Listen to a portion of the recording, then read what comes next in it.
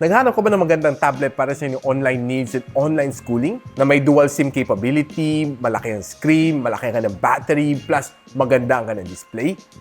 Ito ang Doogee T20 Ultra. Lahat ng sinabi ko kanina, meron dito sa tablet na ito and more. Sabihin ko sa inyo lahat after this quick intro.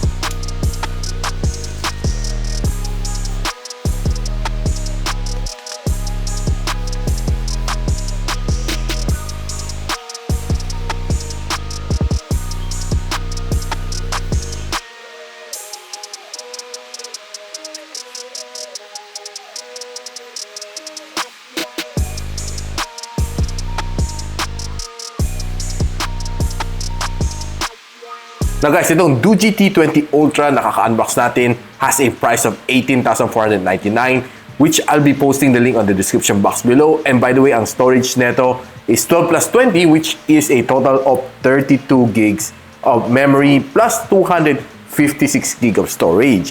And this one also has a really nice display. It has a 12-inch at 2.4K display, which kita natin, ang ganda, no? If you're looking here, based sa aking point of view, ang ganda ng kanyang display. I love the clarity na itong screen niya, especially when you're watching videos. Makita mo if when you're watching videos like this one, ang ganda ng kanyang display. Makita mo kanyang colors, very punchy ang kanyang colors, sharp na sharp siya. And when you're watching mga videos like anime, you're watching mga basketball game, Korean novela, or mga K-pop songs, I'm pretty sure mag-enjoy ka dito dahil sobrang ganda, sobrang sharp ang mga colors na makukuha mo dito on this tablet. And I've been watching together with my family several films dito on this tablet and I was able to enjoy every single one of them. Now, if you're the type of person na mahilig manood ng mga shorts and reels dito, I'm pretty sure mag-enjoy ka dito sa tablet ito dahil ang ganda ng kanyang resolution and the swiping is really fast as long as magandang iyong internet connection. I don't think you have any problem with this one. And since itong tablet nito has high-res audio and meron siya 4 na speakers, so 2 sa ibabaw and meron din siya 2 dito sa ilalim, tara pakinggan natin kung gaano kalakas nga baka ng music dito.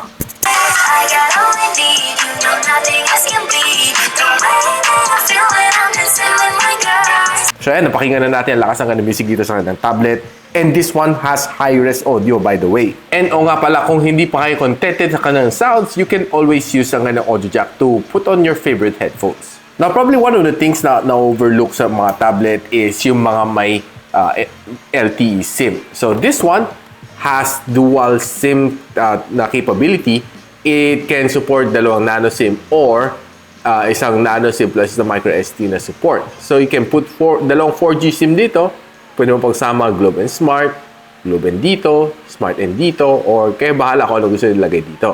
It's important to have data on the go, lalo na when you're traveling. Ayaw mo na ubusin yung data sa inyong phones when you're traveling kasi uminit ang phone mo and mabilis mag-drain ang battery. So, having your own SIM card sa loob ng iyong tablet is, for me, quite important. So, tinry ko naman mag-speed test dito sa tablet na ito and ang aking subscription speed is a 250 Mbps na subscription. I was able to get a 215 na download speed and 177 na upload speed, which is, for me, quite fair para this tablet to. Okay naman siya sumagap na signal.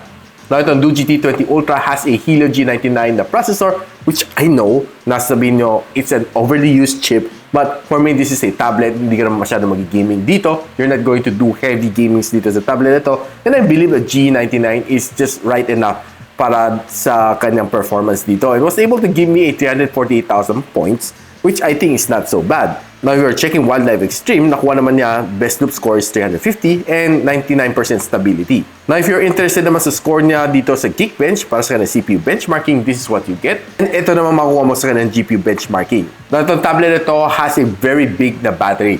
10,800 mAh and it can fast charge up to 18 watts. Well, honestly, if 18 watts is not fast, siguro at least for me, 30 watts is the minimum for 2024 to be called a fast charger. But nevertheless, it takes me roughly mga magni-near 3 hours to complete the full charging cycle dito sa tablet na ito, which is not that fast for me personally. And tinest naman natin sa PC Mark na battery stress test. This tablet was able to give me a 13 hours and 47 minutes na screen on time, which I think it's fair enough naman. Okay na okay siya. It was able to endure the whole day without any problem or even beyond the whole day. This one is being tested under 50% na screen brightness. Now, one of the good things na gusto ko dito sa tablet ito is medyo magaan siya. And this one is made out of forged aluminum metal, which is very, very durable. Now, itong tablet na ito has a 16MP na rear camera sensor and meron din siya 8MP na front-facing camera. And I took a few quick snaps dito sa aking table, was able to give me some, well, nice shots dito. Not the best, but for me, for a tablet, is not so bad at all. To my surprise, ang ganda selfie camera is quite good and ang ganda ng details na nakukuha niya na lahat ng blemishes sa aking mukha, kuhang-kuha dito sa kanyang front-facing camera. And this is a sample recording using the front-facing camera for conferencing, using kanyang selfie cam plus ang kanyang microphone. Check this out. Oh guys, this is the Doogee T20 Ultra, and right now I'm recording using its front-facing camera at 1080p and 30 fps. And I would say na the quality is quite good, and I would say na maganda ka ng resolution and kita mga blemishes na aking mukha, no? And probably the only thing na medyo hindi lang ganun ka okay sa kanya front-facing camera is medyo nagbabago ang kulay pag medyo nag-ibang lighting konti.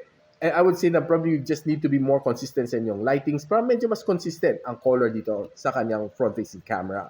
But overall, I would say pretty good ang kanyang quality. And kung gusto niyo mag-try ng games, this is the best graphical settings na pwede mo i-set sa Farlight 84. And ang gameplay for me dito is just okay. Not the best that you'll be getting from this tablet, but it can game. So playing ML and Call of Duty Mobile, kayang-kaya dito. But I would suggest that you buy yourself a controller to better enjoy games on this tablet.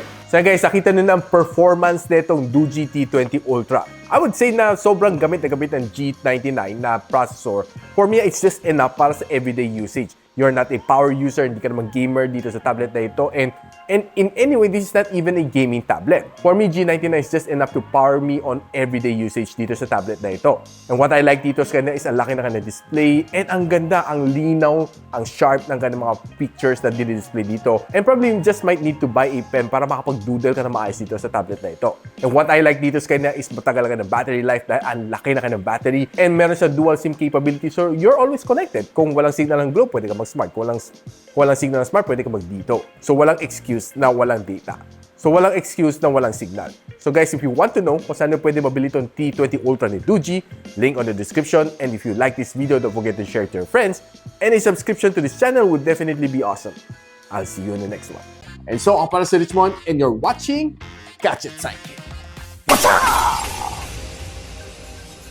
Like and subscribe to my channel. Don't forget to hit that notification bell. For one of my latest uploads, click the dito. And for one of my popular uploads, click here.